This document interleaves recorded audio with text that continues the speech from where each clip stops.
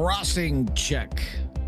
Trump vows to put the Gordie Howe Bridge on ice. This is Now You Know. I'm Rob Snow. Deeper than the headlines. The answers you need to know. This is Now You Know with Rob Snow on News Radio. Donald Trump is inserting himself again into Canadian politics. In a long post on his social media platform, Trump vowed that the new Gordie Howe Bridge between Windsor and Detroit will not open under the current arrangement. Trump claimed the bridge is another example of Canada taking advantage of the United States. He incorrectly claimed the bridge was built without any American supplies like steel and falsely claimed that Canada owned both sides of the bridge. The long rant from the American president that also included complaints about supply management in agriculture and premiers banning U.S. alcohol from store shelves prompted a phone call between President Trump and Prime Minister Carney, who made a statement today about the situation before heading into a cabinet meeting on Parliament Hill. In English, pardon me. So the first thing to say is there's a big game today, and the President and I discussed the Canada-U.S. game, and of course we're all behind our team. Secondly, we discussed a number of issues, international issues. Thirdly, we discussed the bridge. I explained that Canada, of course, paid for the construction of the bridge, over $4 billion, that the ownership is shared between the state of Michigan and the government of Canada, and that in the construction of the bridge, obviously there's Canadian steel, Canadian workers, but also U.S. steel, U.S. workers that are involved. This is a great example of cooperation between our countries. Look forward to it opening. And what is particularly important, of course, is the commerce and the tourism and the voyages of Canadians and Americans that will go across that bridge. So the conversation turned to a series of issues that we will raise and we're going to follow up on. I'm not going to go into detail on those issues. These would be specific issues in parallel to the CUSMA negotiations. Final point is the President asked appropriately that his ambassador, who's from Michigan, of course, play a role in smoothing the conversation in and around the bridge. So it was a positive conversation. It's a big game today, and we're going to win.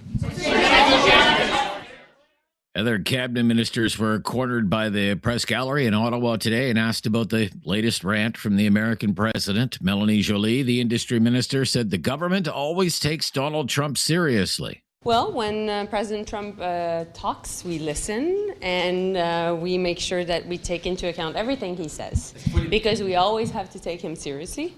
But also, we've been able, as a government, to deal with the different changes of thoughts of the president, and I'm convinced that we will be able to work this through. The federal minister of finance, Francois-Philippe Champagne, was asked if he thought this bridge would become part of the broader review of CUSMA or USMCA. I don't think so. I mean, listen, I don't have a crystal ball, but you're talking about an asset that serves the interest of both nations. Like I said, and that's one way we need to put it to our American friends always, is that sometimes it's kind of forgotten that we are one of their largest customer. And that means that obviously trade that goes in one direction favors also the United States of America. And therefore, that's the message I would bring to my U.S. colleagues for sure. In Toronto, Ontario Premier Doug Ford had what looked like a hastily arranged news conference. Ford said that if this is what Donald Trump thinks of this project now, that means Trump has changed his mind. I'm very happy to hear that the Prime Minister spoke to President Trump. And as for the bridge and the President Trump's comments, make no mistake about it. As sure as I'm talking to you, I'm very confident this bridge is going to open. I'll tell you the reason why it's going to open, because it's in the best interest of the American economy, the Americans, the 13 Congress people that are going for re-election in the midterms, which the Republicans own probably 7 of those seats and 1 Senate seat as well. And the worst thing you could do is hurt the American economy and continue to hurt the American economy. And folks, the deal was struck that Canada, the federal government, built it. And if President Trump didn't want this to go forward, why did he fast track it in 2019?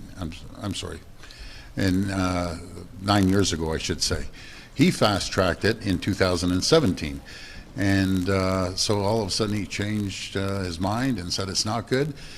So that's a false fact. And number 2, that after the tolls, we pay off our share of the bridge. It's going to be Michigan that owns half of it. Premier Ford was then asked if he would rethink his decision to pull American liquor off the shelves of Ontario's government-owned liquor stores. Ford said he has no plans to do that. Obviously working, it's an irritant, but there's one thing President Trump can do: get rid of Canadian tariffs. All it does is it's a tax on the American people. It's an attack on the American economy. Get rid of it and we're good to go. The good news is our wineries, and especially in Niagara, they've seen a jump of close to 70% because people are tasting great Ontario-made wine, and they're enjoying it. So So you're not backing off of that? No, and I encourage people not to back off on it. This is key that we even double down if we have to. We're the largest purchaser of alcohol in the entire world, and that's one of our key negotiating areas that we can resolve within a minute. Premier Ford went on to say Canadians need to stick together, and then he offered some advice to Trump. Let's continue to be strong, negotiate through strength, not weakness, and we need to move forward. And I think the president has to realize if he doesn't, the midterms aren't going to turn out too well for him. And just imagine if he took a different approach, President Trump, how wealthy and strong the whole world could be, and everyone would be thriving and prospering. And as I always say, you can't unscramble an egg, you got to make the omelet larger. And it's unfortunate he's taken this approach to hurt his own people. He's hurting the American people and the American economy. It's been 14 years since the government of Canada and the state of Michigan signed the Canada-Michigan Crossing Agreement that finally got that project going. The nearly $6.5 billion span is supposed to open sometime early this year. This is News Radio.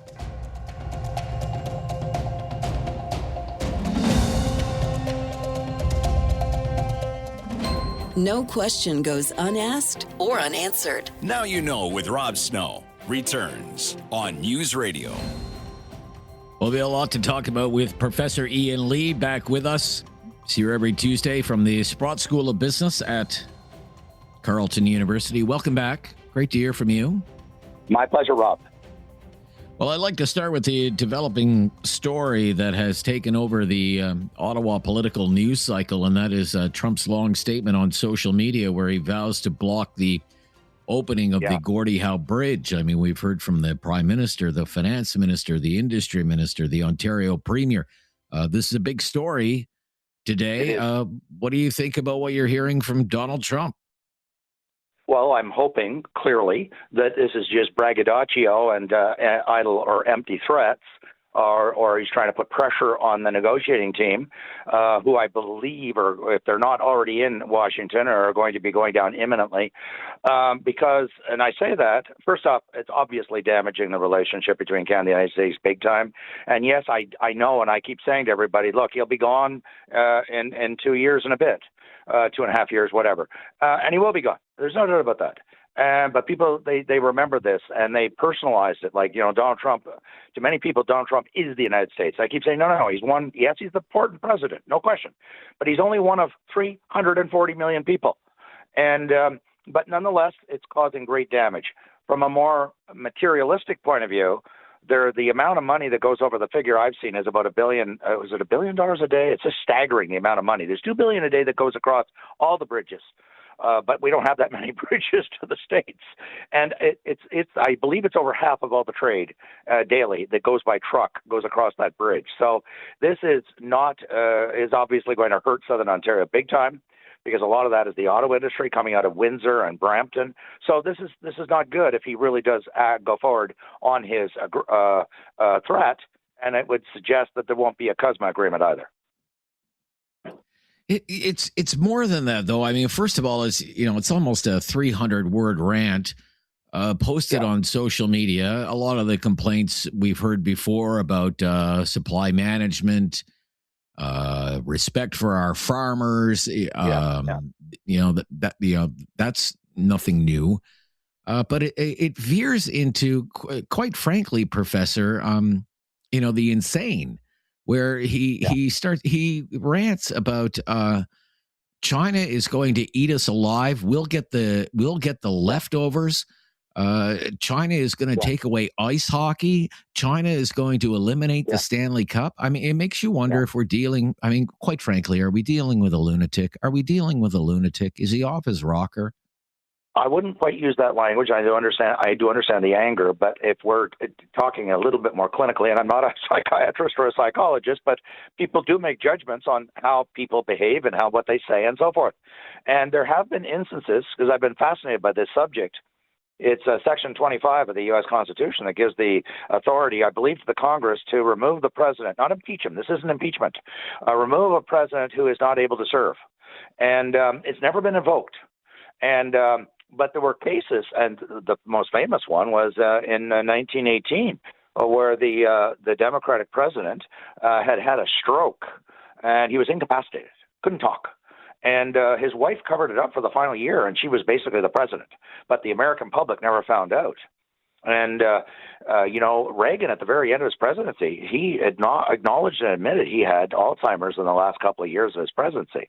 And and look at Biden. There's nobody who will say that Biden was completely normal at the end of his presidency. He wasn't. A lot of people now acknowledge that. And this could be an instance. What I'm trying to say, and this isn't trying to be sympathetic, some of the things he's saying are so crazy, so absurd, so nutty that he didn't talk like that in the first term, 2016 to 2020. So maybe he's got some early onset dementia. I don't know. I really mean it, because it just seems he's becoming more and more extremist. But this is, and he's not. This is something you have thought about, though. Personally, you have thought about this. That he is suffering from some kind of decline or whatever, right? I have. Well, you know what prompted it? It was because we saw Biden, and I don't say this out of malice, because I always thought that Biden was a decent man, a person, a human being. I didn't agree with his views, but he was a decent human being. And in the last 2 years, I mean, the guy would be in the middle of a sentence and he just stopped talking. He'd stare into the camera like vacantly. And so that sort of conditioned it. They've had two very elderly men, elderly to be president, late 70s, and both of them are showing, I think, both one did and one is now showing, let's just say, cognitive decline. There's a nice, I'm not trying to be, inflammatory or use inflammatory language, but let's just say he's experiencing or exhibiting cognitive decline. And then the question is, well, what are they going to do? Are they going to invoke Article 25 of the U.S. Constitution? And there is this it's a medical provision, but it's never actually been used. They passed it, but they did not invoke it yet. Okay, when we come back with Professor Ian Lee, we will talk about the auto strategy, the Canadian auto strategy outlined by Prime Minister Carney last week. Billions of dollars more for the Canadian auto industry and billions more for EVs, the EV sector. Professor Ian Lee with us from Carleton University. I'm Rob Snow. This is News Radio. Critical thinking is not dead.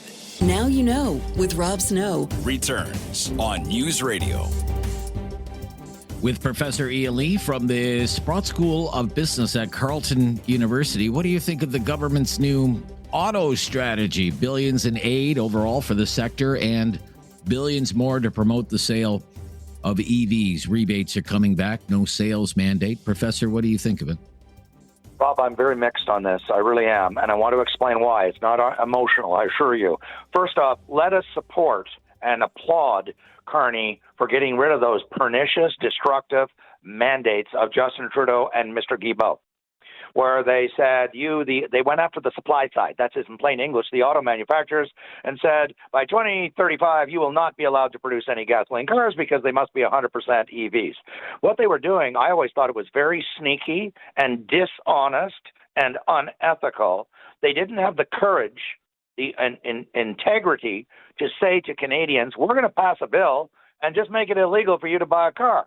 What we're going to do is sneak out the back door, which is what they did. They snuck out the back door behind closed doors and told the manufacturers, we're not going to let you make any cars, and it's up to you to go and take the hit and the condemnation and the criticism from the consumers when they go in the showroom and there's no gasoline car there. So it was dishonest, and it really was, and secondly, it was bad economics.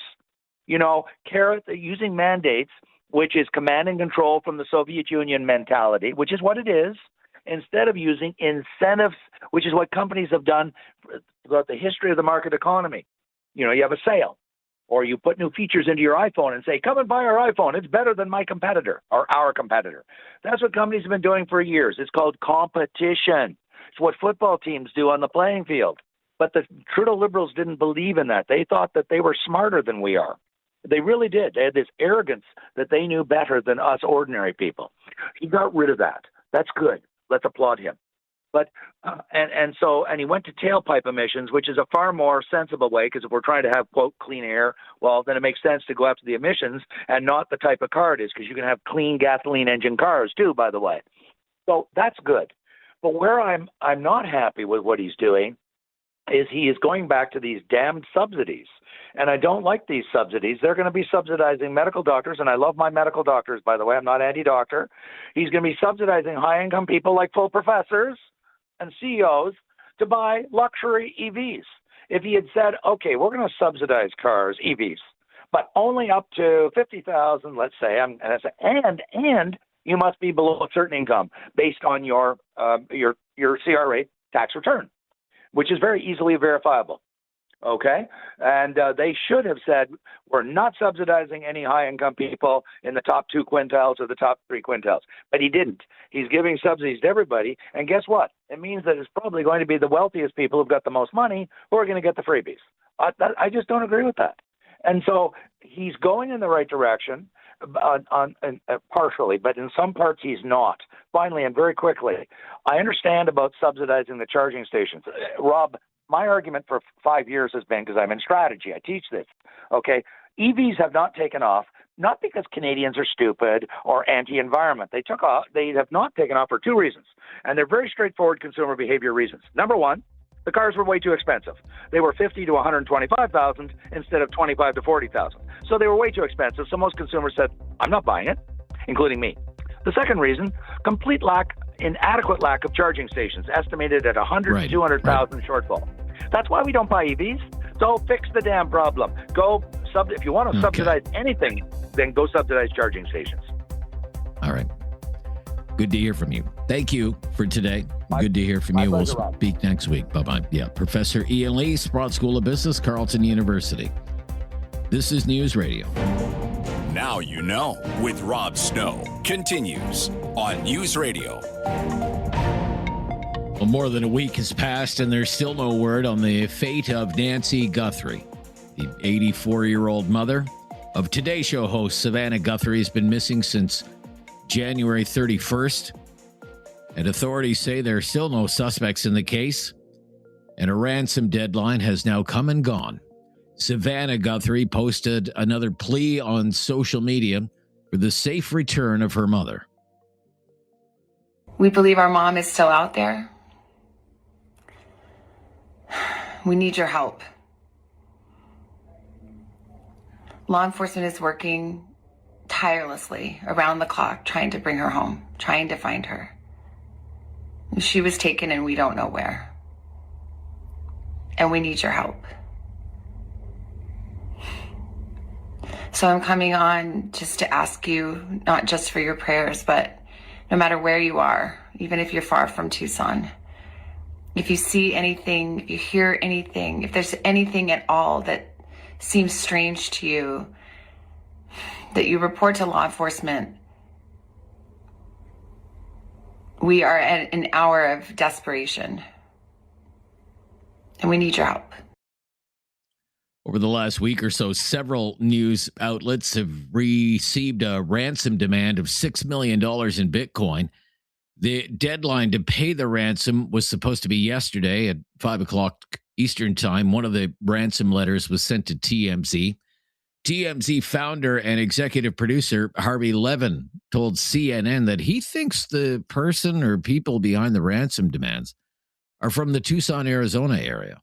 But I am, the more I think of this, that this is somebody within the range of the Tucson television market, because they are tied somehow to these local stations. And, you know, they could go to NBC, which is Savannah's employer, but they are going back to these local stations, and it just feels like it is an intelligent person, the way it's written. And I think the reporter from KOLD on your show, Mary, kind of said the same thing. It's an intelligent person who wrote a well-constructed letter with perfect grammar, seems sophisticated when it comes to tracing where it's coming from. And then you have this Bitcoin address. So what I would ask, and I'm assuming the authorities have done, is, you know, Savannah said that anybody in a wide range. I wonder if anybody in that general area of Tucson has noticed somebody who is MIA who fits a description like that over the last week, because I'm assuming whoever that is isn't around now. Also speaking on CNN, former New York police detective Michael Alcazar. He said the case is being complicated because so many people have now been in and out of Nancy Guthrie's home, potentially contaminating the crime scene. To me, it seems like they probably rushed in releasing the crime scene. Probably they didn't process the crime scene to the best of their ability. I don't know what was the rush in releasing it, and now they're getting more information. Now they have to revisit it. And of course, we saw in the past that people have been in the crime scene. News outlets have been in the crime scene, which has now contaminated the crime scene, which just makes it a little bit harder to process, because now you have more DNA, more fingerprints, more footprints in the crime scene. So I think they probably dropped the ball a little bit in releasing that crime scene too early.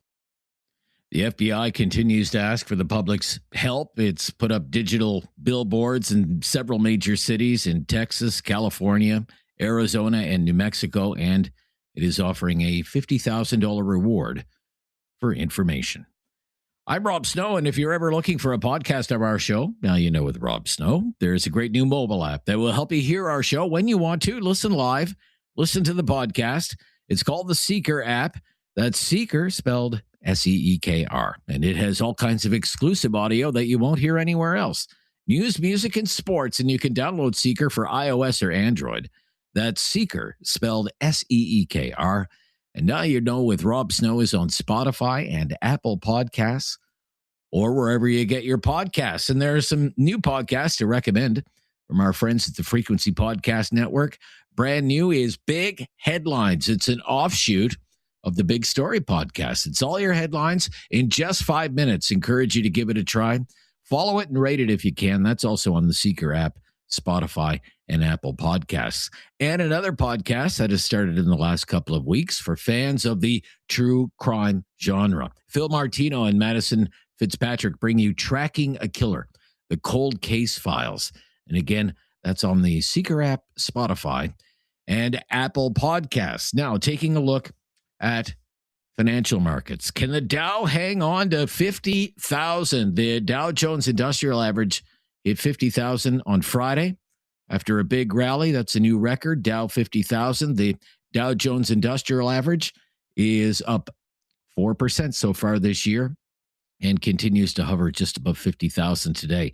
Bitcoin back below 70,000 US today in the high $68,000 range, but still tough go. It's been down 22% so far this year and down 28% in the last 12 months.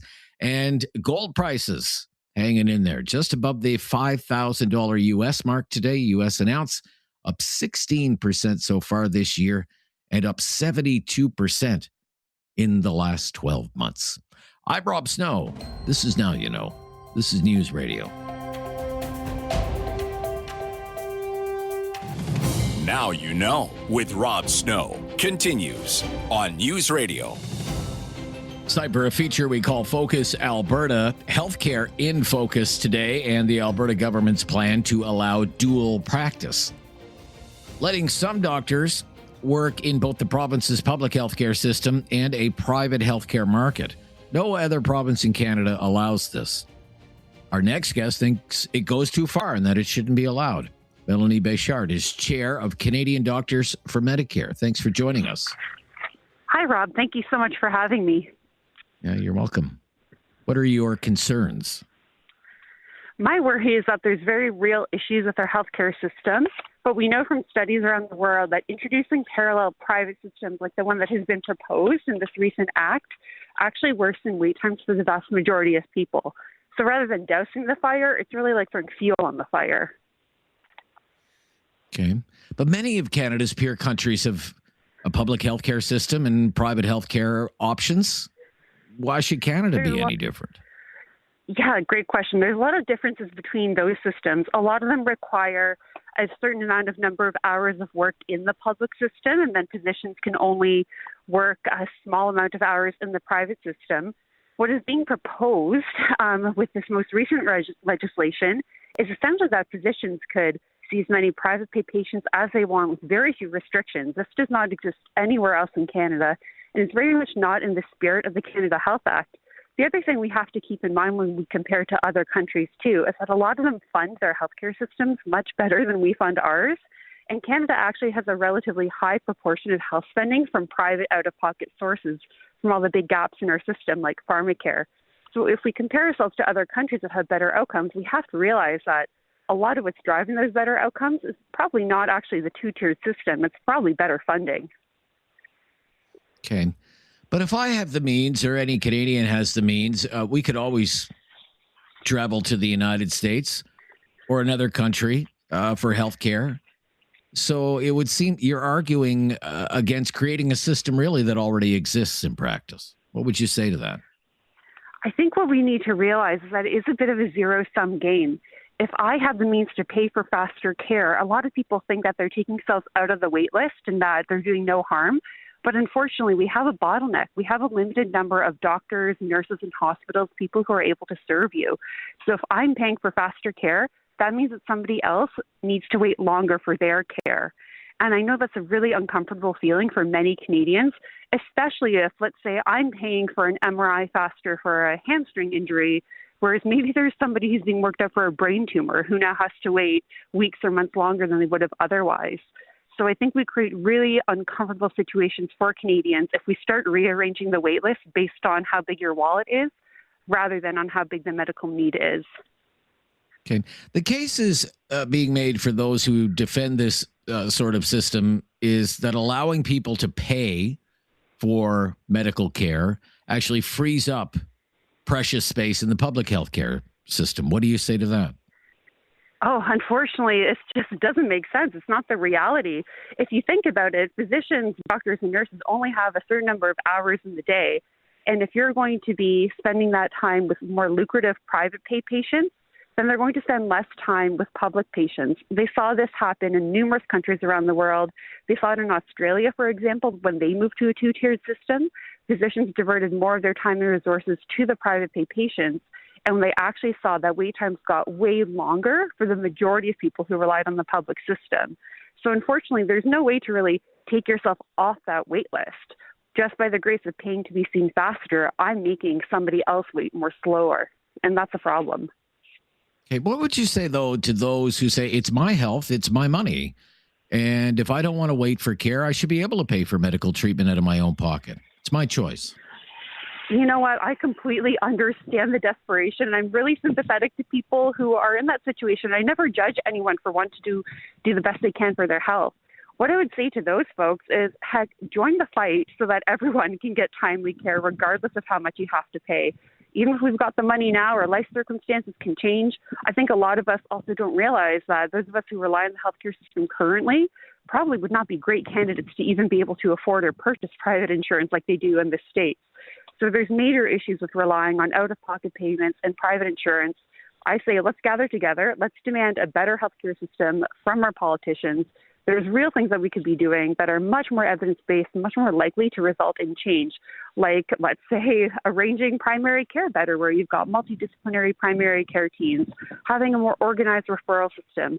All these tweaks aren't as appealing a lot of the time. They don't play well in political circles, but those are the boring but very real changes that we need to make our system much more functional.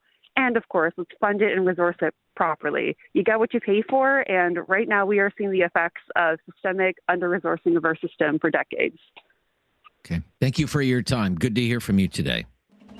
Thank you so much for having me. Have a good one. Yeah, that's you too. That's Melanie Bechard, Chair, Canadian Doctors for Medicare. This is News Radio.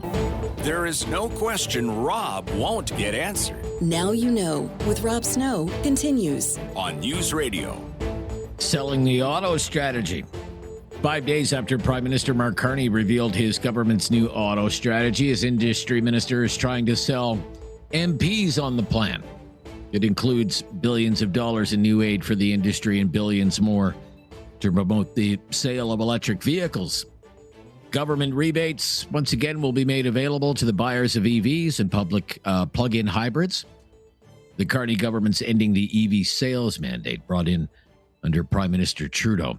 Speaking to MPs at the Commons Industry Committee yesterday, the Minister of Industry, Melanie said Canada needs a plan because the world is going electric. And the second is really to make sure that we help the industry to get to a place where the rest of the industry in the world is, which is basically electrification. Because we know by 2039, 40% of all the cars sold in the world will be EVs. And while the Americans are taking their own decisions, we will be at the forefront of this industry and we won't just stay idle. Under the government's latest auto strategy, the goal is to have 75% of new vehicle sales be EVs in the next 10 years and 90% of new vehicle sales be EVs in the next 15 years. But the Conservatives have concerns about the plan because Canada doesn't make many EVs. And because of that, the Conservatives claim the government is actually subsidizing the U.S. auto sector. That was a point made by Conservative MP Raquel Dancho when she was questioning the industry minister. Again, the point is that you've created a subsidy program, a very generous one, $2.3 billion. It's a significant taxpayer investment for electric vehicles. Why did you not disallow the American vehicle market to have access to that? It is odd to me that given what they're doing to our auto sector market, that our tax dollars, everyone at this table and the auto sector workers who've lost their job, those taxpayer dollars can go towards subsidizing the American market. So you mentioned we should be helping all auto sectors. I don't agree that we should be helping the American auto sector. I'm not sure why you do. So first and foremost, everybody, the industry, Premier Ford, unions, consumer groups are all in favor of the strategy. Why? Because they get the fact that actually we're supporting those who invest in us. Because what is important in your question, and which the Conservatives have unfortunately not alluded to, is the fact we have countermeasures on counter tariffs on U.S.-made vehicles. Minister Joly also told the committee the Carney government is looking at rewarding companies that increase vehicle production in Canada and punishing those who don't. She said part of that plan includes the possibility of linking auto production to the purchase of new equipment for national defense. Because we believe that companies that will increase their production in Canada should be able to benefit from it. And so we're looking at creating credit system for companies that will be able to produce more to sell to those that are decreasing their footprint. And that is why we will be able to create even much more, anchor the companies that are here and potentially attract more car companies. And we want to use defense procurement also to be able to attract investors either from Korea or Germany. In fact, there is a report today that auto companies from Germany and South Korea might be interested in making investments in Canada. That sort of investment might be linked to the government's planned purchase of new submarines. Both Germany and South Korea are in the running for a contract to build a dozen new submarines for the Royal Canadian Navy, a contract that could be worth as much as $24 billion. Meantime, Conservatives have been calling on the government to help workers in the auto sector being hit with layoffs. They want the government to give those workers tax relief on severance packages. If a worker gets a severance package, Part of the payout is held back for tax purposes. Conservatives want that waived for auto workers. This is Conservative MP Arpan Khanna. Look, I could tell you in the last week, I've received over a few hundred phone calls, emails, text messages from workers from that union who are asking for help, who said that when they opened up their pay stubs after receiving their payouts, more than half of that was heavily taxed and withheld. So they are raising extreme concerns, and for us, it's my job as their member of parliament to bring those concerns to the floor of the House. And I can tell you, they're struggling. Our the members that are working on the ground are struggling to make ends meet. They're telling us that this withholding of the tax is going to jeopardize their kids' summer plans, that they're now thinking twice of what to do when it comes to paying for their mortgages and how to put food on the tables. The Liberals have ruled out providing that sort of tax relief to laid-off auto workers. It's time to talk back. On Now You Know with Rob Snow. Call now. And have your say. 1-833-668-2577. Welcome to Talkback. It's 2 hours of debate and discussion on the big issues of the day. And today's topic, Trump, Donald Trump. Here's a question for you. What kind of person do you think Canadians are dealing with when they have to deal with Donald Trump in the White House? What are we dealing with here in Donald Trump? Do you think Donald Trump's a rational person, or is he an irrational person? Is he crazy, or is he crazy like a fox? Donald Trump. Just what are we dealing with?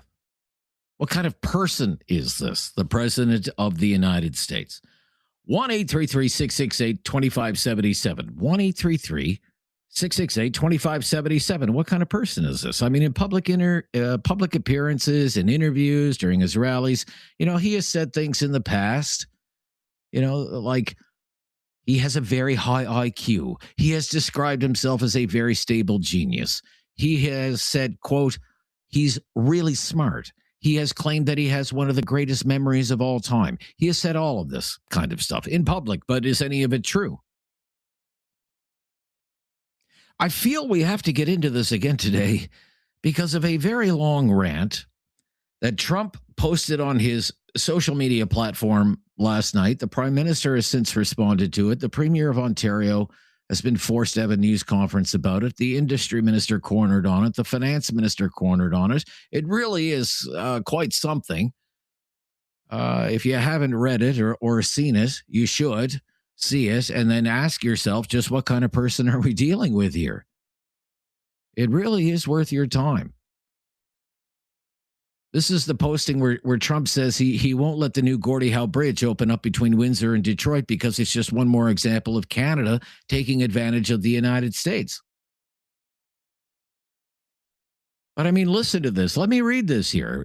Quoting the President of the United States of America, quote, "As everyone knows, the country of Canada has treated the United States very unfairly for decades. Now things are turning around for the USA and fast. But imagine, Canada is building a massive bridge between Ontario and Michigan. They own both the Canada and the United States side, and of course, built it with virtually no U.S. content. Barack Hussein Obama stupidly gave them a waiver so they could get around the Buy American Act and not use any American products, including our steel. Now the Canadian government expects me, as President of the United States, to permit them to take advantage of America. What does the United States of America get? Absolutely nothing. Ontario won't even put U.S. spirits, beverages, and other alcoholic products on their shelves. They are absolutely prohibited from doing so. And now, on top of everything else, Prime Minister Carney wants to make a deal with China, which will eat Canada alive. We'll just get the leftovers. I don't think so. The first thing China will do, this is the President of the United States, everyone. The first thing China will do is terminate all ice hockey being played in Canada and permanently eliminate the Stanley Cup. The tariffs Canada charges for our dairy products have for many years been unacceptable, putting our farmers at great financial risk. I will not allow this bridge to open until the United States is fully compensated for everything we have given them.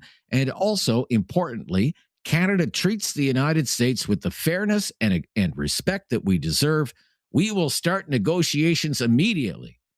With all that we have given them, we should own perhaps at least one half of this asset. The revenues generated because of the U.S. market will be astronomical. Thank you for your attention to this matter, President Donald J. Trump. End quote. I mean, what do you make of a rant like that? What do you make of that? A statement like that? Forget about the new bridge, okay, just for a moment. Let's set aside the bridge. No need to fact check all of that right now.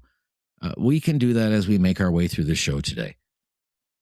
But think about what the president of the United States is claiming in this post. He is claiming that China will end all ice hockey being played in Canada and eliminate the Stanley Cup because of this deal that Prime Minister Carney signed with China. We're not going to play hockey anymore, and there's not going to be a Stanley Cup anymore. Gone, over, finished, like stick a fork in the Stanley Cup. If someone came to you and, or someone was sitting next to you on the bus or on an airplane, and they started saying things like China's going to cancel all ice hockey and eliminate the Stanley Cup. Like, seriously, everyone, what would you think about that person? What would you think about someone who said that? Wouldn't you think they were a little off, odd, out there? Just what would you think? Because this is the president of the United States saying these things. So again, I have to ask, just what kind of person are we dealing with here? Stable genius? Stable genius? Does that describe Donald Trump? Just what are we dealing with here when it comes to this person, the president of the United States, who says the Chinese are going to ban ice hockey and eliminate the Stanley Cup? As he posts a near 300-word rant about Canada on a social media platform. What is happening here? Is he just pulling our legs, trolling Canada, trying to get a rise out of people? Is it all part of some grand strategy to put pressure on Canada, to put pressure on Carney? Trump supporters, you have called this show before. You have said he's a master strategist. He's playing chess. Everyone else is playing checkers. Is that what's going on here? Is that what you think? Does he just post these things to provoke a response? To send those Canadian politicians into a tizzy? If that's the case, mission accomplished today. Just what kind of person are we dealing with when we're dealing with Donald Trump? Call us and tell us. Offer your own opinion. When it comes to Donald Trump, everyone has an opinion. We want to know yours today. 1-833-668-2577, our call-in line. If you have never called before, just mention that, and we will make your call a priority. What kind of person is Donald Trump? What are we dealing with when we deal with Donald Trump? I'm Rob Snow. This is Now You Know. This is Talkback on News Radio. Have something on your mind you want everyone to know? Call now. Hello. 1-833-668-2577. It's Talkback on Now You Know with Rob Snow. Donald Trump, our topic of the day, given his latest rant, his latest claims about wanting to make sure that a bridge, brand new bridge, $6.4 billion bridge between Windsor and Detroit never opens. But what kind of person are we dealing with in Donald Trump? Rational, irrational, stable genius? Someone who is showing signs of maybe cognitive decline? Just what are we dealing with here? 1-833-668-2577. Let's get to our phone lines today. A couple available there for you on the Tuesday Talkback to Red Deer, Alberta. Pete is up first. Hello, Pete. Hey, Rob. How are you? I'm very good, Pete. Just trying to figure it all out, sir. Maybe you can help me out. What are we dealing with here? I've been watching this guy since 2016, and I'm absolutely an anti-Trumper. And, if you look at everything, and I have looked at everything, there's certainly not a case I haven't, whoever it is in the administration, and there's plenty of them. They're all corrupt, and Trump especially. He's a grifter and a criminal, and everything he does to me seems to be just somebody running from jail, and running from his association with the Epstein file. That's like a lot of the stuff he does in the world is a distraction, I believe, to just try and pull himself out from that. He's looking at, losing in the midterms, and in my heart of hearts, I do believe that he's a criminal mind, and that's what we have to deal with. And poor Carney, or poor Polia, or whoever has to deal with this, So that's so fine. you have sympathy. You have sympathy for the Canadian leadership right now, whether it's Carney, Poilievre, or anyone else who has to deal with him. Yeah, Anybody. He's a criminal. I think he's a criminal. But Okay, you think he's a criminal? You think he's a criminal? But there could be smart criminals. There could be smart criminals, right? Of course. I mean, he did 778 years in New York alone on the New York tax evasion charges and the porn star payments and stuff. So he's a convicted felon. This is who we're dealing with. A convicted felon. And he acts like it. He acts like the mob boss. He acts like a criminal. This is how a convicted felon acts. Okay, I just wonder what you think of his mental capacity right now when he says things like the Chinese are going to ban ice hockey and eliminate the Stanley Cup. Like, this is the president of the United States. Well, he's kind of got this fantasy in his mind, I believe. Like, everything he says, he's to try and kind of take us over. You know what I mean? Like, whether it's the thing to do with the bridge or what he says about the Chinese. Let's face it, he has no respect for anybody else's culture but the U.S.'s culture. The way he acts, what he said about Canadians. This thing he said the other day really irked me. He said, I love Canadians. To me, that's like a rapist telling me that, I love you right before they rape you. That's what this feels like to me after watching this guy for 10 years go on and just destroy everything good about their country. All right, Pete, thank you.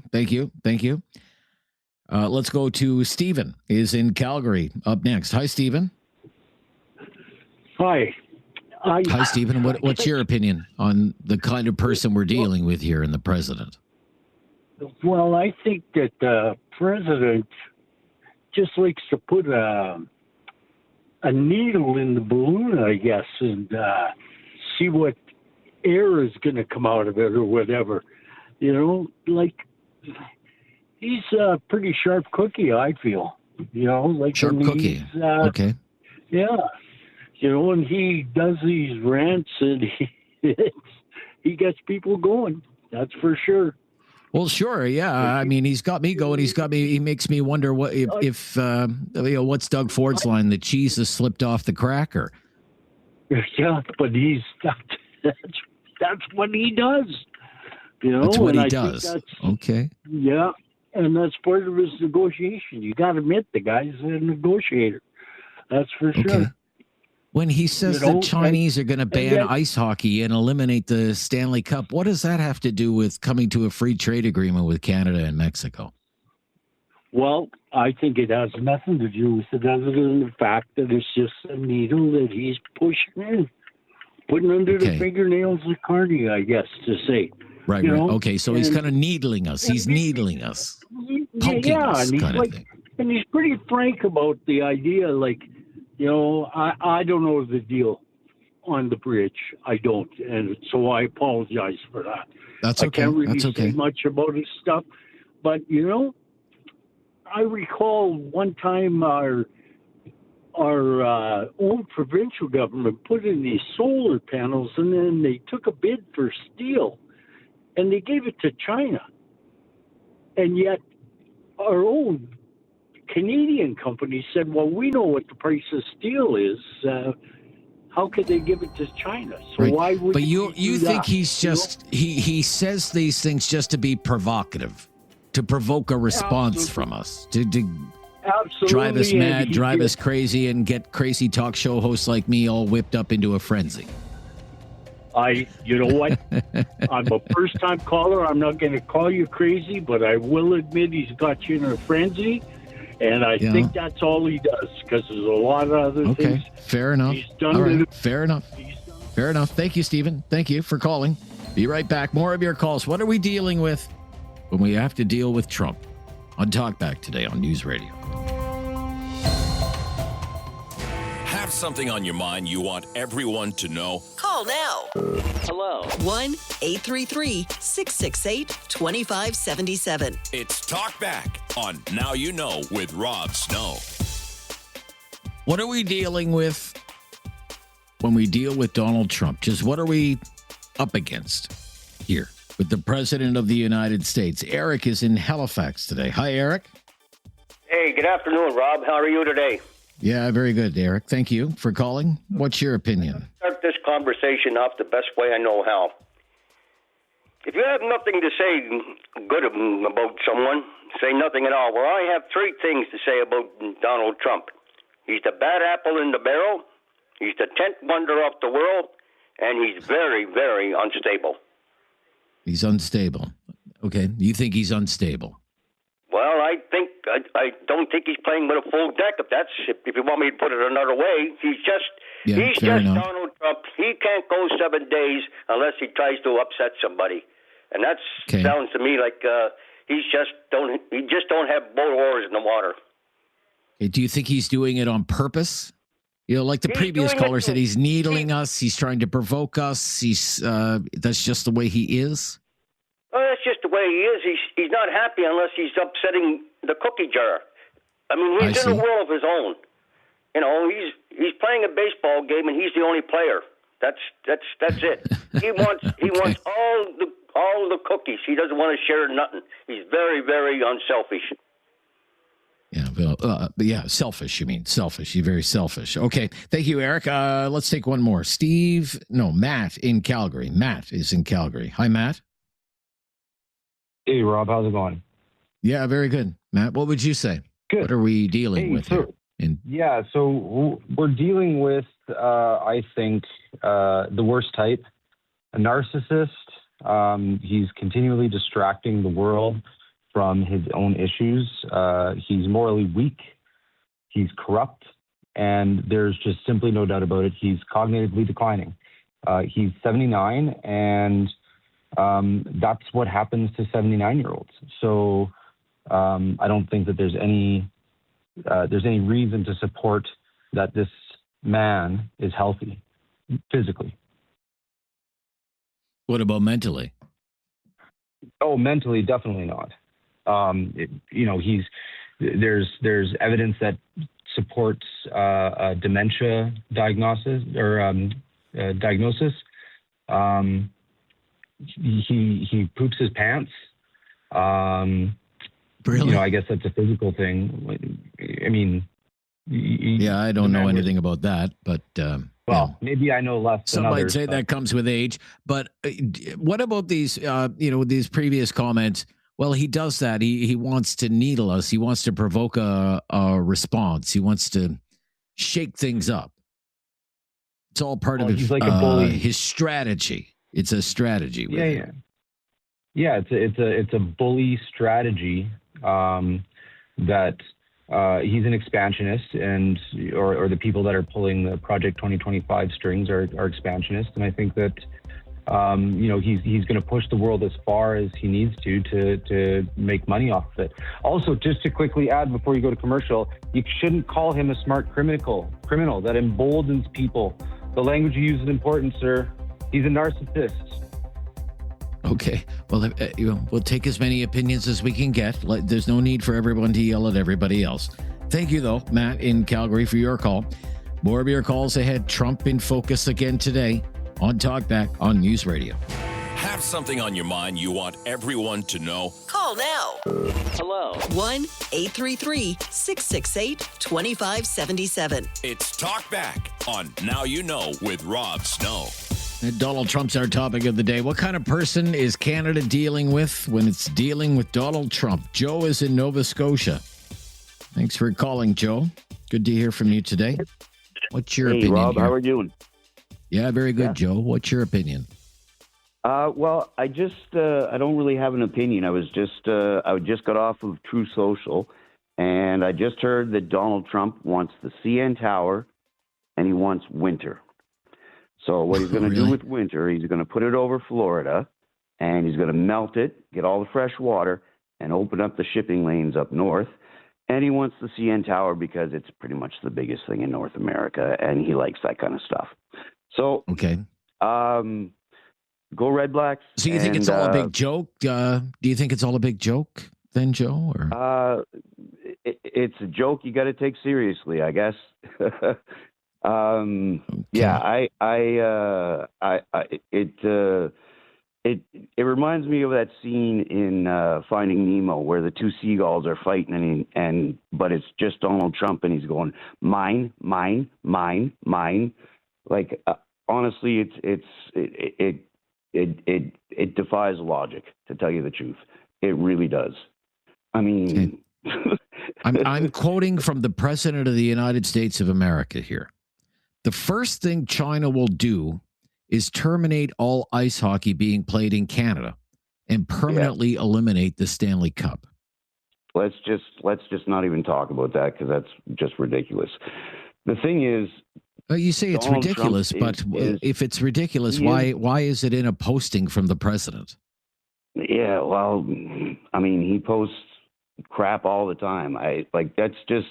That's just him antagonizing, and it's like if you respond to it, I mean, the thing is that he is a complete egomaniac, and he's like all this action that he does with Nicaragua, or Venezuela, sorry. Venezuela, yeah.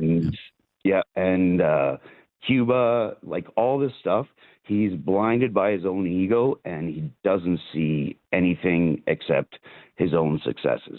So, I mean, if he considers what he's doing to Cuba a success, there you go. Like that's who you're dealing with, right? So, I mean, yeah, honestly, all right, Joe. Thanks very much. And thank you, Joe. Rob, good to hear from you. Yep, take care, bye-bye. man. You too. Take care, Joe. Bye-bye. To Kitchener today. Bill is in Kitchener. Hi, Bill. Yeah, when I call Mike Farwell, I call myself Jersey Bill. I'm an American, so you're going to get my opinion. And I just see Mr. Trump as the anti-infrastructure guy. I mean, this latest nonsense about the bridge. I mean, who would stop an international bridge that's going to carry traffic? And we all know that there will be American carriers which will use that as a shortcut between Detroit and Buffalo. It doesn't make any sense. And of course, talk about anti-infrastructure. Now, whatever you say about Mr. Biden, he did pass an infrastructure bill, and infrastructure is being built. But what has Mr. Trump done?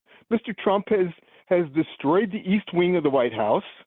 He's made the Kennedy Center, which he added his name to, so unpopular a venue that he's had to close that down for 2 years. And now he's going to affect international shipping by closing down a major venue that threatening to. would benefit Threatening both to. Huh?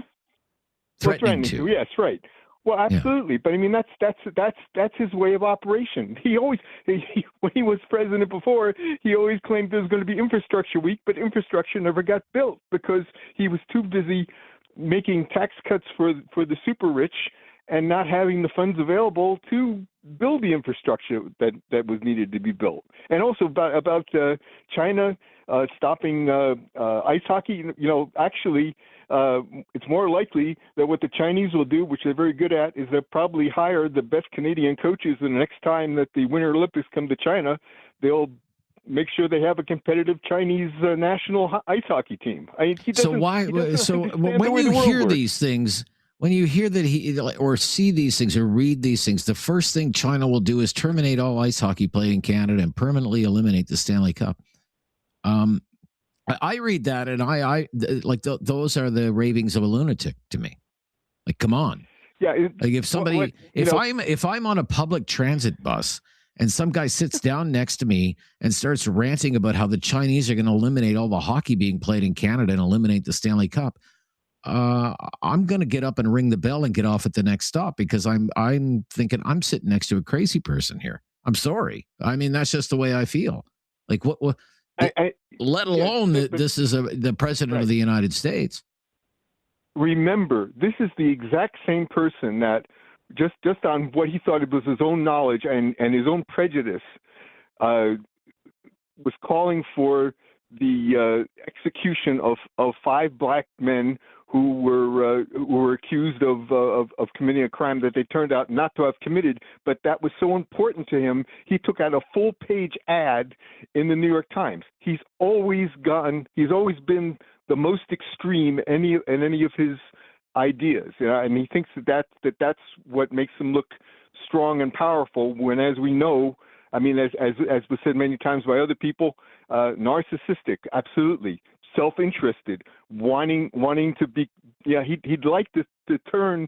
He's using the presidency as a way to do what he really has always wanted to be, which is to become the richest man in the world. And actually, he probably doesn't like. Beneath it all, he'll work with Musk and Bezos, but he probably doesn't like them because they have more money than he does, and he wants to change that. All right. Thank you for your call in Kitchener today, Bill. Good to hear from you. We have 3 or 4 lines available there. If you want to weigh in on what you've heard so far, lots of opinions. Everybody always has lots of opinions on Trump. This is a wild rant, though, on Truth Social. Even by Trump standards, this is wild and crazy. What are your thoughts? What are we dealing with when we have to deal with Donald Trump? This is News Radio. Have something on your mind you want everyone to know? Call now. Hello. 1-833-668-2577. It's Talkback on Now You Know with Rob Snow. What are we dealing with when we're dealing with Donald Trump? Given Donald Trump's long rant about Canada today that include the claim that China is going to end all ice hockey in Canada and permanently eliminate the Stanley Cup. Right back to our phone lines. Mike is in Dartmouth. Hello, Mike. Thanks for calling, Mike. Hi, Rob. Hi, Mike. Can I just flip the script for 1 second? Sure. I want to say, what would you think of the mental state of a leader who would tell you in 1 minute that the most dangerous threat to Canada is the Chinese, and then months later is jumping in bed with that same entity? I will talk to Donald Trump. I mean, personally, I just think it's hilarious. I mean, that's Donald. If he thought that Canadians' favorite thing on the earth was ice cream, he would have said that the Chinese will come in and take away all our ice cream. But I do follow several of the podcasters, Rob, and I was listening to one last night, and there was actually a request from China. They want the transcripts of the parliamentary sessions, and they want to see what's going on in our parliament and what's being talked about. So, you know what?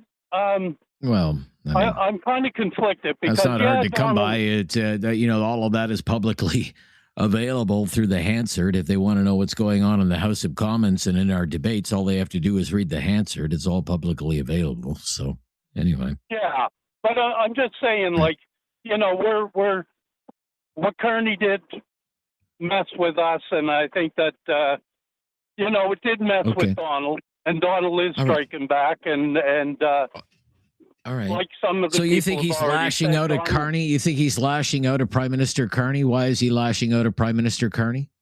Because he signed an agreement with China? He's betrayed by Canadians and by Carney, and the fact that they're going to China. And I do agree with one of the things in that statement. I read that as well, and that is that we are getting in bed with a dangerous group, and they're already known for several, interferences with elections and things like that. So, sure, yeah. I think his warning needs a little listening to, but I think it's just Donald. really don't okay. take much by the whole hockey. You don't take it too comment. seriously. I think Donald picked their favorite thing and said the Chinese were going to take it away from us. Okay. You don't think it's a sign that he's losing it? I don't think he is. I think he's just the same old Donald that we've known for the last bunch of years since he sort of came onto the scene of politics. And yeah, I don't take heed much that he says in his silly comments. I just think that. Fair enough, Mike. Okay, thank you. Donald being Let's got to let you go, Mike. Thanks. We're going to go to Drumheller now. Ray is in Drumheller. Hi, Ray. What do you think, Ray? Hey there, how are you? I'm good, Ray. What do you think?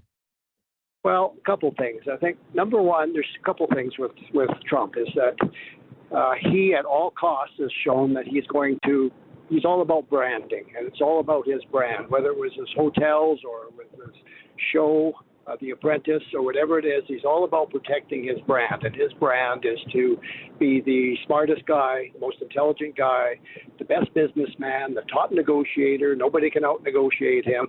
So he's always looking to promote that brand. And any time that somebody makes him look bad or it's a slight against his brand, so he comes out fighting, and he takes that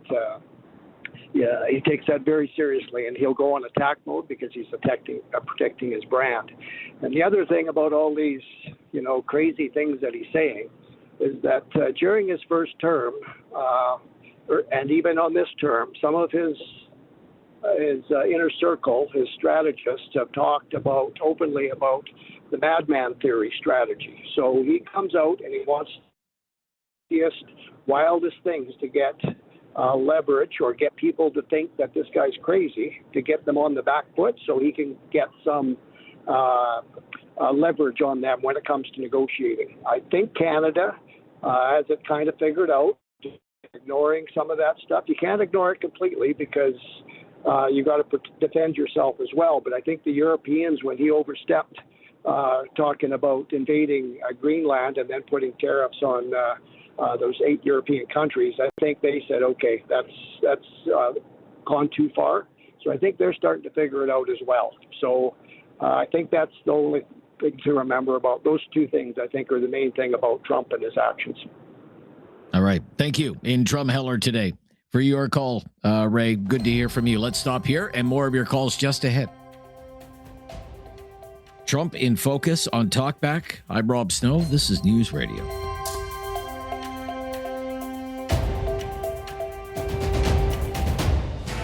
Something on your mind you want everyone to know? Call now. Hello. 1-833-668-2577. It's Talkback on Now You Know with Rob Snow. What are we dealing with when we deal with Donald Trump?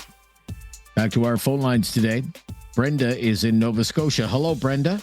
Thanks for calling Talkback. Hi. You're on the air. What's your opinion? Hi. I think if Canadians actually focused on Canada, we probably wouldn't be in this mess that we're in. Instead of being focused on Trump and having a conniption every time he says something. Okay. You think we're overreacting? People are overreacting. I absolutely do. Okay. Why do you say that? Because if you've ever watched Trump when he had his show on, I can't remember the name of it, but The Apprentice? that's right. Thank you.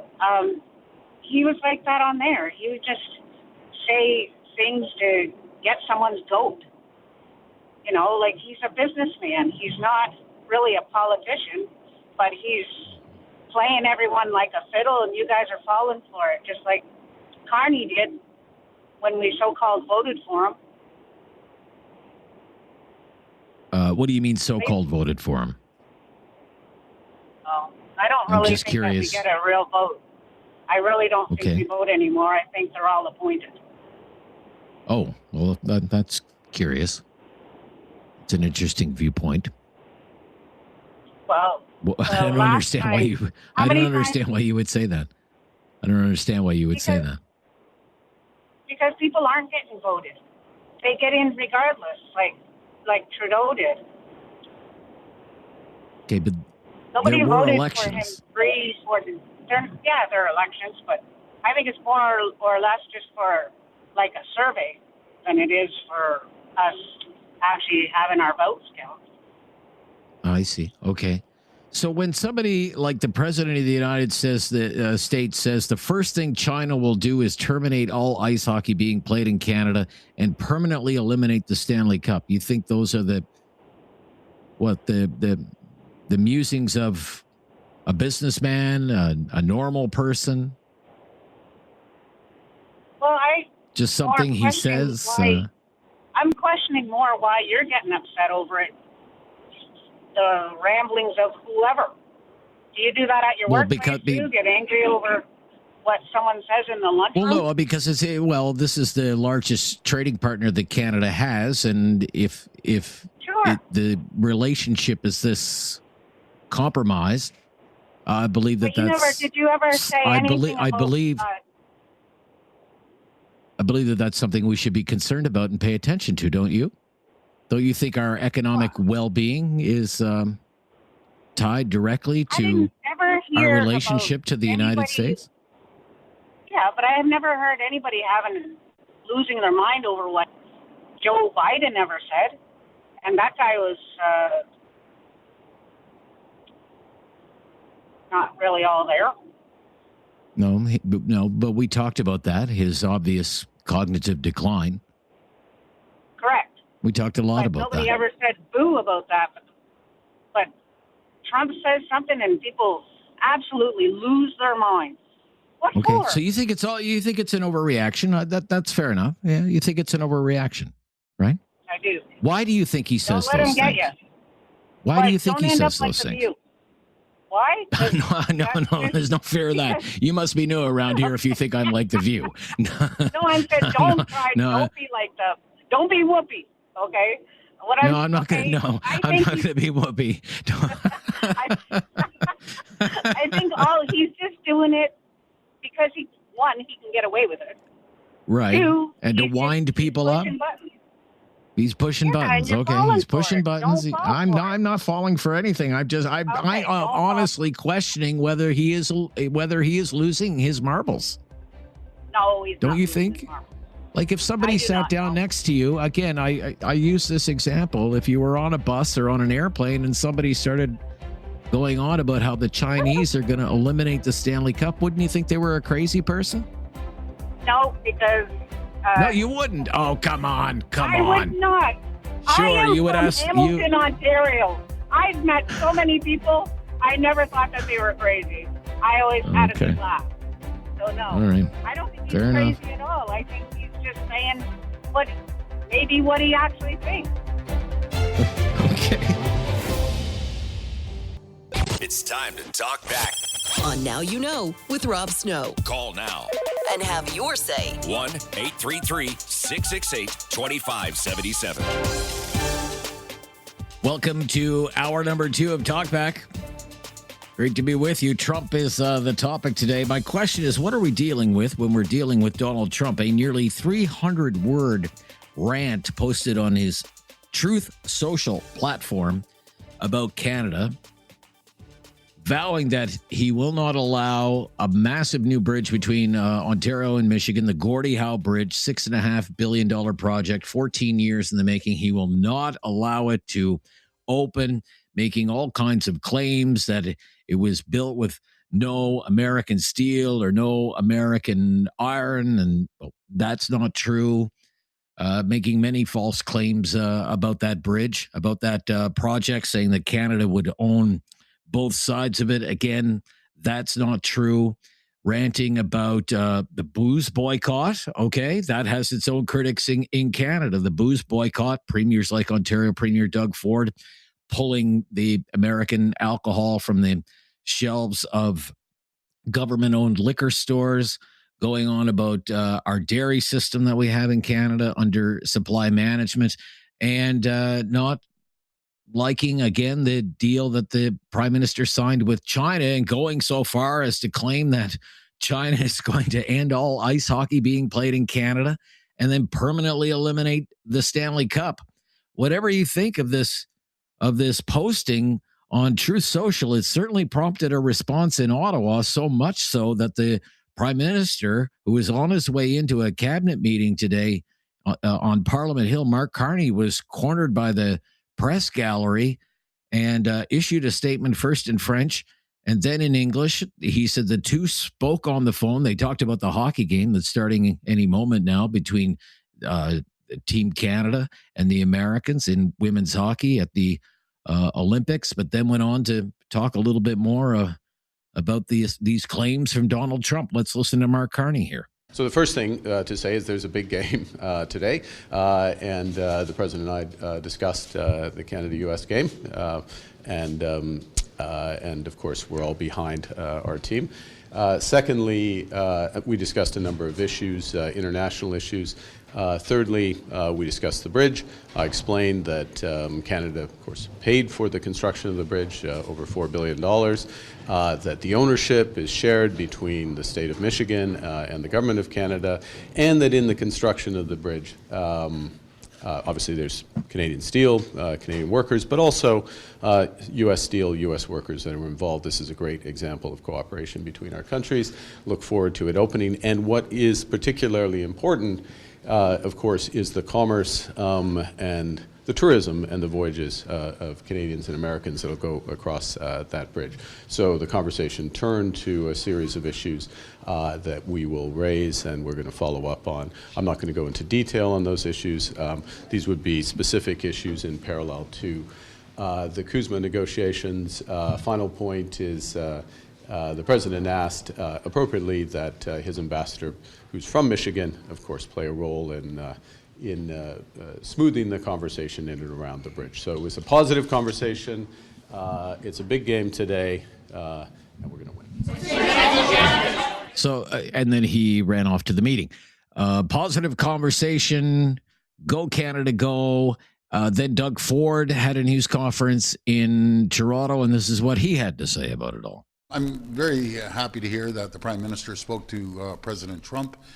And as for the bridge and the President Trump's comments, make no mistake about it. As sure as I'm talking to you, I'm very confident this bridge is going to open. I'll tell you the reason why it's going to open, because it's in the best interest of the American economy, the Americans, the 13 Congress people that are going for re-election in the midterms, which the Republicans own probably 7 of those seats and 1 Senate seat as well. And the worst thing you could do is hurt the American economy and continue to hurt the American economy. And folks, the deal was struck that Canada, the federal government, built it.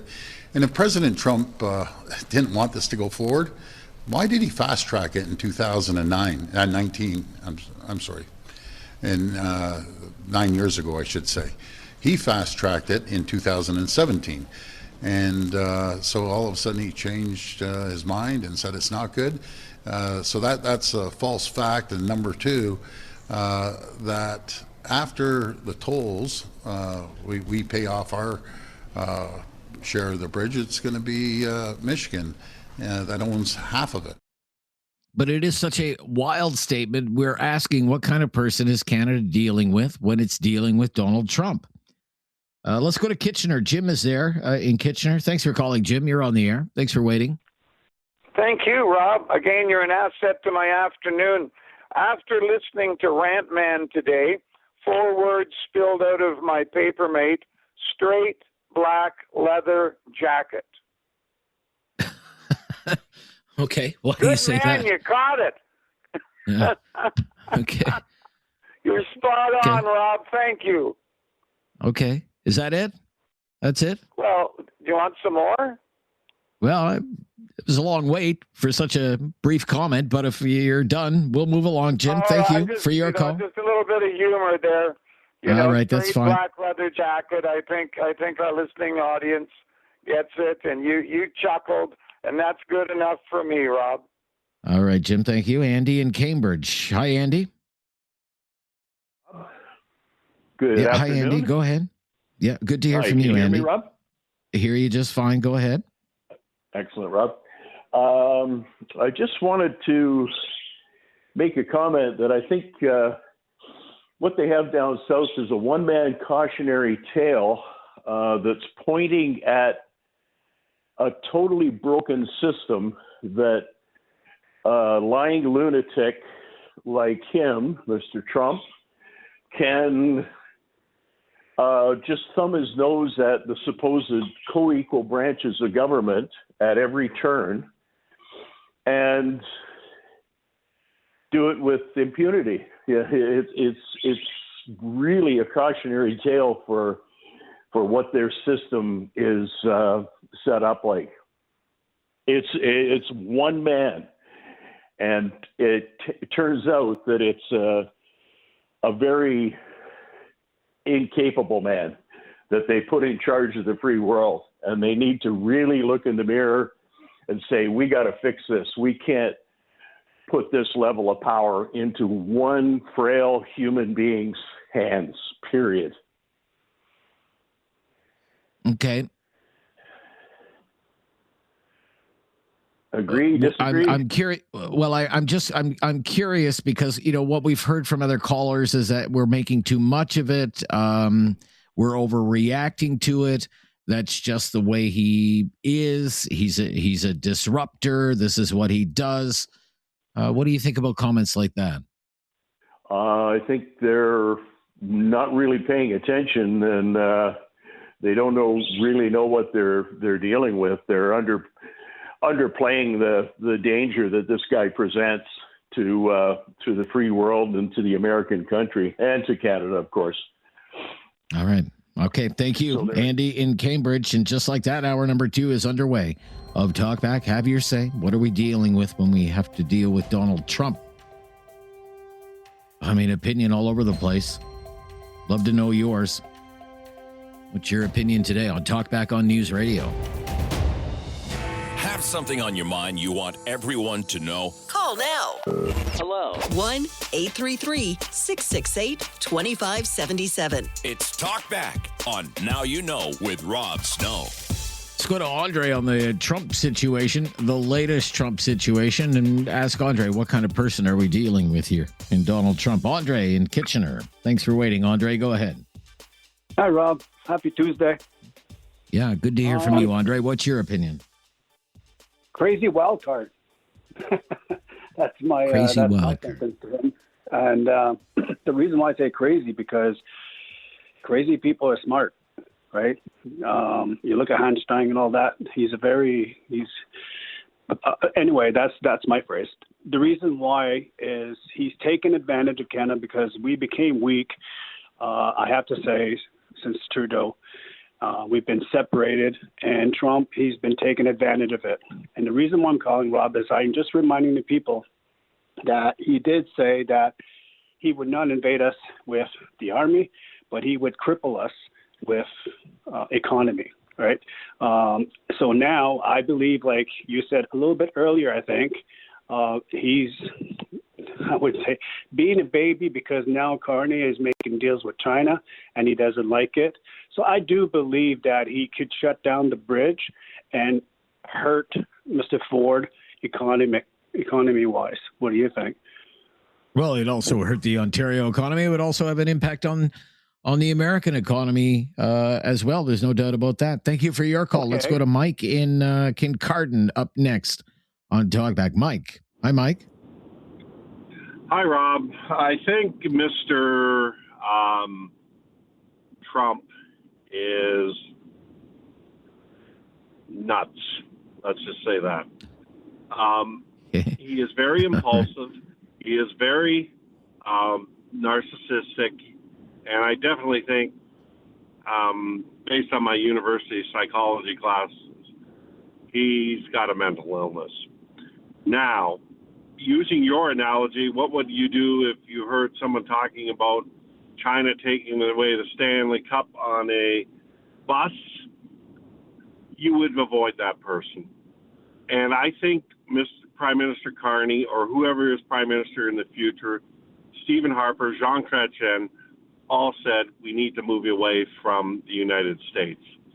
And people are saying, well, it's just Trump being Trump and everything else and all that stuff. However, the majority of the Republicans support him, and 77 million people do. You would not run a business with 70% of your goods and services going to one place or one customer. And I agree Mr. Trump has done us a favor in many ways. One is on defense, and the other is on diversifying our economy to get away from him in America as fast as we can. I believe they will always be a major trading partner, but we need to immediately, with this nutcase, with the bridge, with the hockey, and everything else, get away from him as fast as we can. And remember, it's not just Trump. 77 million people supported him. And that's my thoughts. All right, Rob. Well, thank you. Thank you. In Kincardine today, let's stop here and we'll be right back. We'll take more of your calls. Lots of time. Hour number 2 of Talkback here today. Share your opinion on Trump. Just who are we dealing with here? Nuts, lunatic, criminal, madman, just reading off the bullet points. Dementia, a cautionary tale about American leadership. But we're making too much of it. That's just the way he is. He's always been like that.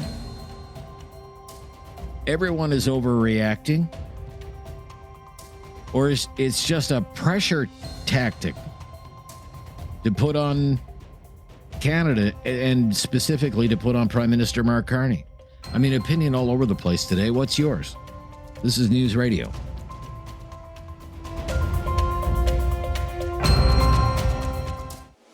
Have something on your mind you want everyone to know? Call now. Hello. 1-833-668-2577. It's Talkback on Now You Know with Rob Snow. What kind of person is Canada dealing with when it deals with Donald Trump? Tracy's in Nova Scotia. Hello, Tracy. Thanks for calling, Tracy. Hi there, Rob. And I appreciate your input today. And I was never a fan of Trump in the first term, but I see a decline in his mental capability over the last 2 years. And I'm concerned. And I think people should be concerned. And, clearly, if I was on the bus and someone sat down to me and said that about the hockey and the Stanley Cup, I would get off at the next stop. So I couldn't agree more that he's declining, and we should all be concerned. And to say, and I respect the callers to say, that's just Trump. Well, it's not just Trump. It's the leader of the USA and our neighbor. And it's concerning me very much. Okay, thank you very much, Tracy. I mean, I was reading this. I knew about a little bit about the Gordie Howe Bridge. I certainly knew that a lot of the claims he was making about this Gordie Howe Bridge would probably not pass the smell test. And immediately there were all kinds of fact checks. Well, no, that's actually not the case. And even Democratic lawmakers in the United States and in Michigan were saying, well, no, none of this makes sense. Then he goes on to talk about the booze boycott, premiers like Doug Ford in Ontario banning alcoholic beverages from the government-owned liquor stores. Okay, I can understand him being upset about that. And the deal with China, the deal that Mark Carney made with China has its own critics here, as does the supply management system in agriculture. That has its own critics here. But then I read this line that he said, on top of everything else, Prime Minister Carney wants to make a deal with China, which will eat Canada alive. We'll just get the leftovers. I don't think so. The first thing China will do is terminate all ice hockey being played in Canada and permanently eliminate the Stanley Cup. And I read that and I was like, what? Like what? Like WT, you know what? I was just kind of floored that actually makes it to the social media account of the President of the United States. China will terminate all ice hockey being played in Canada and permanently eliminate the Stanley Cup. That's why we've felt compelled today to ask you on Talkback, just what kind of person are we dealing with here? James in Halifax. Thanks for calling, James. You're on the air. Hi, James. Hi. Good day. Yes, good day. I'll try to be brief. When Trump talks about the future, it's either narcissistic personality disorder, cognitive decline, or just an awful sense of humor. And you can sort of alternate among the three. But he just goes off on wild statements like what you just said, the ice hockey one. And if to be charitable, we could tack that one up to awful sense of humor. However, he is the president of the United States, and so sometimes his ramblings, unfortunately, he does act on. He did put auto tariffs on Canada, and it's having a noticeable impact in southwestern Ontario. There are at least, almost tens of thousands, several thousand at a minimum, auto workers out of a job because of the tariffs he put on since becoming president the second time. You're right. Anybody who's crossed the border, not including me, but I have heard first-person accounts, very intrusive border screenings now. They go through your cell phone. That's not nothing. Not everybody who's a normal, honest citizen wants to have their cell phone gone through by some border agent. Sure. So he can be dangerous. I agree. Most of the time it's taco Trump, chickens out. Taco Trump. Right. Okay. But he can be dangerous. Thank you for your call. Have something on your mind you want everyone to know? Call now. Hello. 1-833-668-2577. It's Talkback on Now You Know with Rob Snow. Well, Donald Trump. Everyone has an opinion on Donald Trump back in the news today. But what kind of person are we dealing with when we're dealing with Donald Trump? Are we dealing with a rational or irrational person, a stable genius? Some people think he's clearly showing signs of cognitive decline. Just what are we dealing with here? It's been very busy, but for the first time for Talkback today, we do have some free lines available. At that phone number, 1-833-668-2577, and share your opinion, please, like Joe in Calgary is about to do. Hello, Joe. Hey, Rob. How's it going? Yeah, very busy today, Joe. Everybody has an opinion on Trump. What's yours? Well, you know what? I think that we are dealing with an insane, narcissistic sociopath who's playing a very, very dangerous game of chess worldwide. Just look at how he's crushing the Cubans.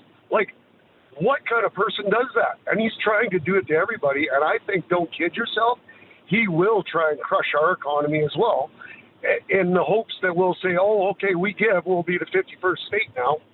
I think he's just absolutely insane, but he's an absolute genius at the same time, where most people that are insane are geniuses. It's absolutely scary what this guy is able to do, and I think we should take him very serious, but at the same time not get all in a twizzle about it, because it's not like we can do much, with him. And I pity Carney, but you know what? I think Carney's a very good head doctor, so it's psychologist. Head doctor. Okay. Yeah. Right. Sure. Do you think the prime minister sort of is playing this the right way? It did prompt a phone call. It did prompt a phone call. So. Yeah, no, I think he's doing the best he can with what he's got on his plate, which is a big pile of crap. I feel sorry for him. Right. I've read this line several times, and I hate to repeat it, but it's so odd. It's so strange. The first thing China will do is terminate all ice hockey being played in Canada and permanently eliminate the Stanley Cup. These are the postings of the president. Like, when you see that, or hear that, what goes through your mind about what we're dealing with here? That to me just solidifies that he is insane. Like, what kind of a moron would come up with something like that? What would ever, even if we were full trading partners with China, what the heck why would they even get involved in the NHL? They wouldn't care. I don't know. I just wonder what drives somebody to put that out there. Some of the people think, well, he's just pushing our buttons. He's just needling us. It's just his way of expressing himself, these sorts of things. And maybe that's it. Maybe we are making too much of it. Maybe we are overreacting to it. But I'm glad we can get a wide range of opinions today. I thank you for sharing yours, Joe. Let's move along to Kitchener. Pat is in Kitchener today. Hi, Pat. Hey, how are you? Are you? Yeah, very good, Pat. You're usually very analytical. What do you think is happening here? Yeah, I think everyone's really overreacting to this. You have a president in the United States who was first and foremost a businessman, and then secondly an entertainer. And so you're seeing his personality come out in these posts. He's just trolling Canadians. With that statement that you've indicated with the ice hockey, he's trolling us. What happened most likely is one of his advisors is saying, hey, we got to get ready for the Kuzma renegotiation. And now he's, with this whole bridge thing, he's setting up essentially a environment where he is signaling to Canada that things can get a lot worse if we don't negotiate in good faith. He did this with Hamas in Gaza. He said things like, in Gaza, we're going to turn it into the new Dubai or the new French Riviera, and everybody got really vexed about that. And so this is his business negotiation skills coming to the forefront, and his kind of entertainment / humorous personality coming to the forefront, something that you don't typically see in a politician, and this is why you get these reactions from people. But no, he's not. So do you think this is why it's sprinkled with things like, well, you're going to have to do something about your premiers and your alcohol boycott on American alcohol? And what about supply management? That's still not settled yet. And we have serious concerns about your deal with China. So there are some policy notes in there. So you think that has something to do with it? That is in line. That is in line with his business negotiation skills. Clearly, he wants policy decisions to be amended. But with respect to the ice hockey, he is trolling us. I'll tell you something recently about supply management for 30 seconds. I've recently had an interaction with a farmer who wanted to sell 40,000 chickens, export them. He was not able to. He has to gas them and use them as fertilizer because supply management, the same thing can be said about his eggs, which are going bad. And so, again, there's issues we have. Donald Trump is essentially bringing to the forefront the internal issues that we have as a nation that we really need to clean up. All right. Thank you, Pat. Yeah, interesting. As always, 1-833-668-2577. 3-4 lines available there. And share your opinion on the day's events that feature Donald Trump again. This is News Radio.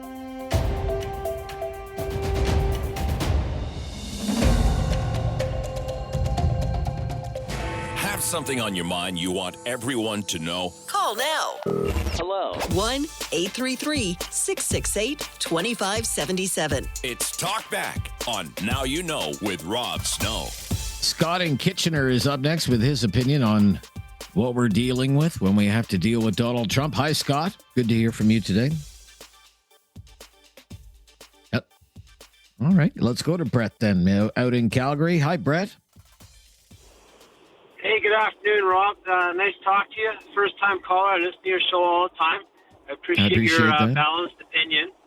And I just want to say that I think that Donald Trump, someone said once that you should always take him seriously, but not literally. So taking him literally when he said he's going to cancel ice hockey or invade Greenland probably isn't exactly what he wants to do. But like other callers have said, he's a businessman, he's a negotiator, and he's living rent-free in everybody's head. We've got a syndrome there that we call now Trump derangement syndrome. He's living so much free in so many people's heads that it's affecting their mental health. And he's the same guy that used to his personal assistant said he used to call the National Enquirer to tattle on himself just so he'd get in the media. So it's the kind of personality you're dealing with. And I think that it's like the one lady said earlier, we really should concentrate on what we need to do in Canada, that we elected a prime minister based on who could best deal with Donald Trump. Xi Jinping in China isn't best to deal with Donald Trump. Nobody is. All right. Thank you, Brett. Thank you. I will just add, you could say it's not just this latest rant about Canada. It's about other things that the American president has been talking about and posting about recently. Big news story last week of the video that he reposted showing Barack Obama and Michelle Obama's apes. Like, he reposted that on his social media platform. So very clearly racist. So obviously racist. And then had his press secretary defending it and saying, everyone's overreacting. And then it was just deleted. No explanation, no apology, no nothing, no backtracking. Someone just hit the delete button and then they tried to blame it on some, unnamed low-level staffer. But how does something like that even happen? How does something like that even make it to the social media platform of the president of the United States? Something like that. Or any other world leader for that matter. Could you ever see something like that showing up on the social media account of the Prime Minister of Canada or the Prime Minister of the UK or the President of France or any other major world leader? Of course not. How does it show up on the social media feed of the American president? And how did none of his assorted cronies and hangers-on not say, well, Mr. President, do you really think that's wise? And, the Super Bowl halftime show, like, why is the American president ranting and raving about who is playing the Super Bowl halftime show? I mean, in the end, it's like a 15-minute music show. Why is he going off the deep end about Bad Bunny? Like, I mean, he's the president of the United States, for crying out loud. Why should he even concern himself with who is playing the halftime show at the Super Bowl? And yet it like consumes whole segments of the news cycle on Super Bowl Sunday, raving about Bad Bunny playing the Super Bowl halftime show and how un-American it is. Like, it's odd. Is it not odd? Is it not strange? Is it not abnormal? Like, why is he obsessing about such things, posting such things, saying such things? This is why we're asking, what are we dealing with here with this guy? Jeff in Calgary. Hello, Jeff. Hi, Jeff. You're on the line. Hey, boss. How are you today? Yeah, very good, Jeff. Thank you for your call. What do you think? Yeah, I wanted to talk about it from a little different point of view. I don't like the guy. I've honestly wore a upside down flag on my hat for 30 years. But I have to say something. I started to go into work in Russia in 2015, southwestern Russia, right along the Ukrainian border. And I've been talking about it since 2015 about what's going on down in the Crimea area and that 1 million-man naval base that they're building, right? And I just have this funny feeling, the U.S. is pretty smart on the intelligence thing. I think they have I think they're in a little bit of a panic.